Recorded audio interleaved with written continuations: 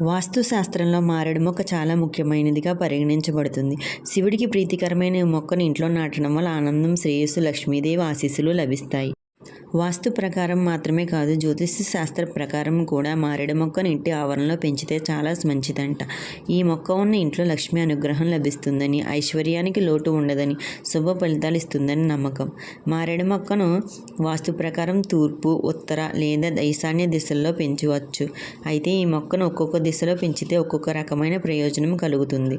తూర్పు దిక్కున పెంచితే సమస్త సౌఖ్యాలు, ఉత్తర దిక్కులో పెంచితే అఖండ ధనలాభం, ఈశాన్యం దిశలో పెంచితే లక్ష్మీ అనుగ్రహంతో అష్టైశ్వర్యాలు కలుగుతాయి. అయితే మొక్కను పెంచడానికి సూర్యరశ్మి, వెంటిలేషన్ ప్రాధాన్యత తప్పనిసరి. మారేడు మొక్క ఇంటి శ్రేయస్సును తీసుకురావడానికి, సానుకూలతను ఆకర్షించడానికి సోమవారం లేదా మహాశివరాత్రి లేదా శివునికి సంబంధించిన ఏదైనా శుభదినాన్ని ఇంటి ఆవరణలో నాటండి. ఇలా చేస్తే ఆ ఇంట్లో పేదరికం తొలగి సంపదకు లోటు ఉండదని నమ్మకం. అయితే మారేడు మొక్కను ఇంటి ప్రధాన ద్వారం దగ్గర పెంచకూడదు. అంతేకాదు, సోమవారం, అష్టమి, నవమి, చతుర్దశి, అమావాస్య తిథుల్లో ఈ మొక్కను అస్సలు నాటవద్దు.